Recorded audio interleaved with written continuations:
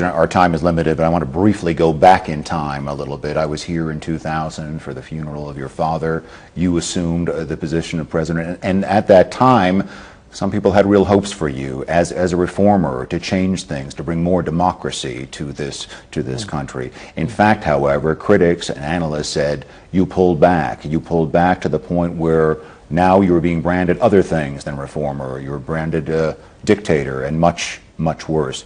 How does that make you feel? How does it make you feel when people say you, to use an American parlance, you've lost the plot? That is, you've lost the trail of what you might have done then that might have avoided all of this now. Yeah. So first of all, if you want to talk about the hope, I always say I'm the hope of the Syrians. It doesn't matter if I'm the hope of any foreigner person, whether he's official or any other one. So all the terms that you've used in your question should be referred to the Syrian to see whether they agreed upon these terms or not. At the end, it's not about the term, it's about the content. It doesn't matter what they say, whether he's dictator or reformer. Today you have propaganda. Do they say the same word about their allies in the Gulf states? Do they talk about the dictatorship in the Gulf states? We're talking about Syria now. Yeah, I know, but I have the right to answer about the other regime or other states, that they are much far from democracy than the Syrian state. Going back to your question, the reform is not the job of certain person in a country, whether the president or the government or the people. The president and the government can lead the reform, but the reform is a social process.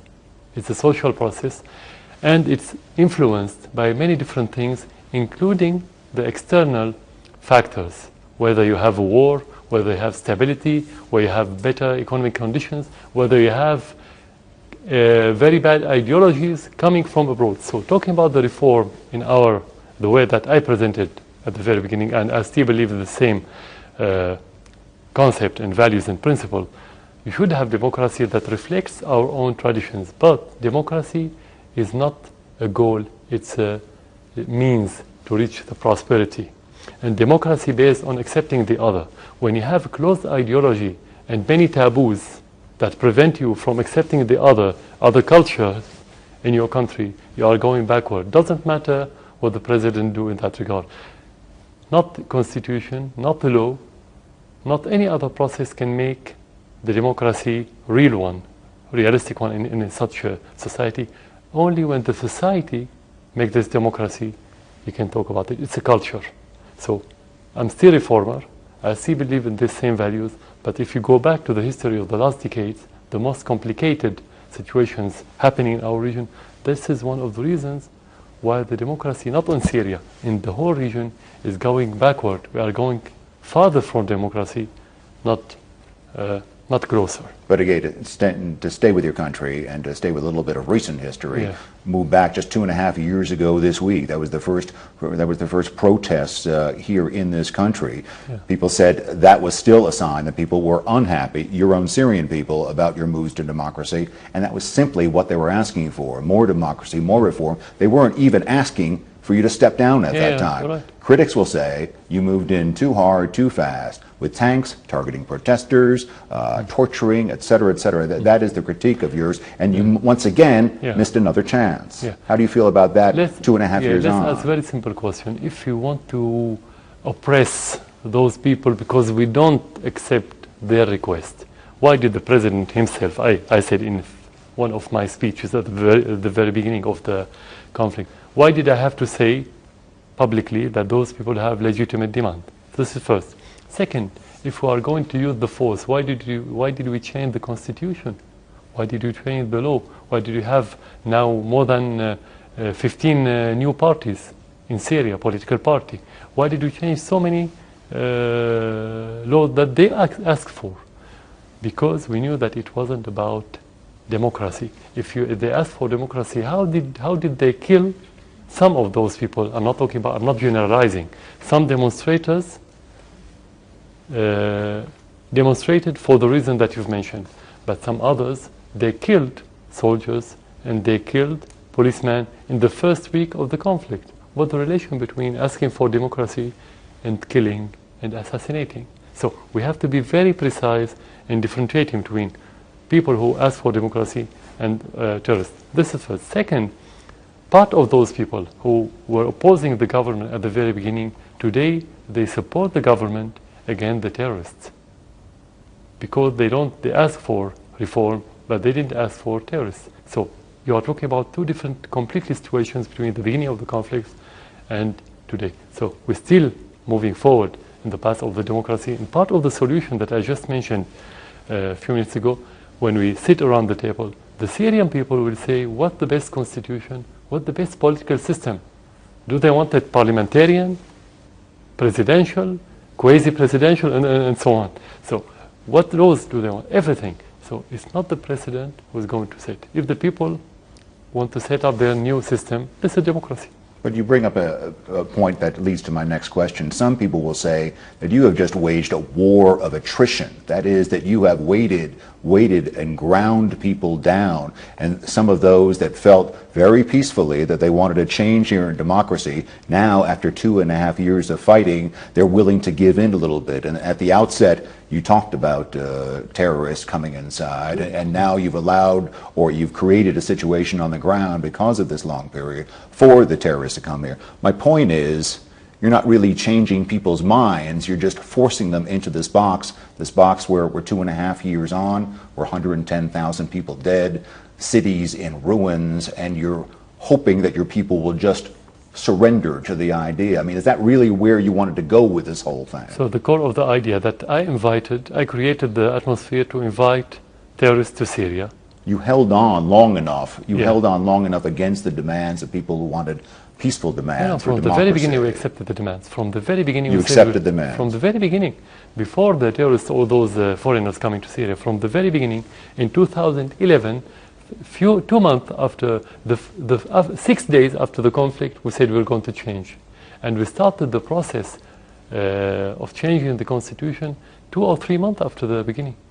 And we had the vote. I mean, the people. I didn't change the constitution. The people voted, or let's say there was a referendum, and the people voted in that referendum for this new constitution.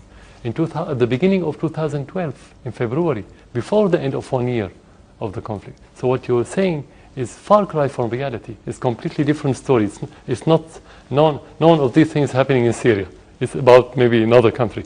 What happened in Syria from the very beginning, we said we are ready. If there's any demand, we are ready to change everything. So what could the president do, or how could he succeed if the people are against him? How can he succeed?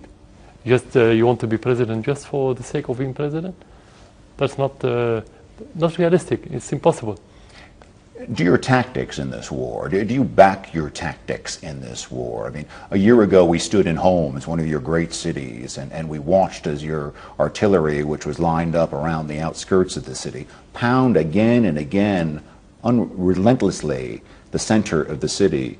You say you're going for the enemy, you say you're going for the terrorists, but that, some will call it indiscriminate shelling, has left many civilians dead, and frankly has left that city and many of your other great cities like Aleppo and others in ruins. I mean, is this the way to go after, if you think there are some terrorists out there, the terrorist enemies of your state? So it's like if you say that when the terrorists infiltrated some area or attack certain part of any city, that the civilians would stay and live with them. That's impossible. Whenever the terrorists enter an area, the civilians would leave, unless they use them as a human shield. But in most of the cases, the civilians would quit their area because of the terrorists. And that's why you have so many refugees.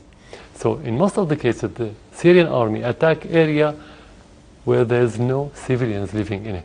In most of the cases, you can hardly find civilians with terrorists. They cannot live. With a rough estimate, Mr. President, of the total of 110,000 dead so far is at least about 50,000 civilians. You're saying there were 50,000 human shields? You're saying that those people were in the wrong place? First of all, what's the source of your information? That is a breakdown by analysts who look at these numbers. You think it's lower? Analysts from the United States, living in the United States, or living around. You can only talk about facts. We cannot talk about estimations and allegations. 110,000 is a fact that everyone agrees with. Of course, as I said, we have tens of thousands of dead. I didn't say the exact number for one reason, because we have thousands of missing people. You cannot count them as dead. Did you know that they are dead? It's a war now. So talking about the number, you have to be very precise. You're talking about the numbers as spreadsheet, without knowing that they are family. This is tragedy. We live with those people. We live with. This is a human tragedy. It's not about numbers. It's about every family in Syria lost a dear one, including my family. We lost a member of family. We lost friends. And that's why we are fighting terrorism. So should we allow the terrorists to continue without fighting them? This number, if it's close to the real number, will be so many folds, will be millions, not hundreds of thousands. We don't want to get lost in numbers because, as you say, it's very true, a human issue here. But again, you use the figure of 90% of the opposition, the rebels, are al-Qaeda. You stand by that, 90%. 80 to 90, no one has exact number. You don't have the exact number because they are coming, flowing irregularly. You don't think that's too high? I mean, people are putting that lower, at least 50-50, and one would say that if at least it's 50-50, you have some opposition to deal with. Which people? I'm sure not the Syrian people. No one in Syria say they are 50-50. From abroad, maybe. They have their own estimations. But at the end, it's our conflict. We live here. It's our country. We can tell how much. But 50-50, how did they count it? But again, just to sum up what you've been saying, in one quote you said, the opposition has been manufactured from abroad. Do you really feel that? You really feel the opposition in this country to your government has been manufactured from abroad? It's not feeling, and it's not about how I feel. It's about what facts are presented in front of us. If they don't have Syrian grassroots, because we have oppositions in Syria that they have grassroots. Why to have opposition abroad? How do they live? Who give them money? How they are financed? And we all know that they belong to some to the United States and Britain and France and Qatar and Saudi Arabia. Real opposition only belongs to the Syrian people. As long as it doesn't belong to its people, it's made by other countries. That's simple evidence. Thank you. Yeah. Dennis.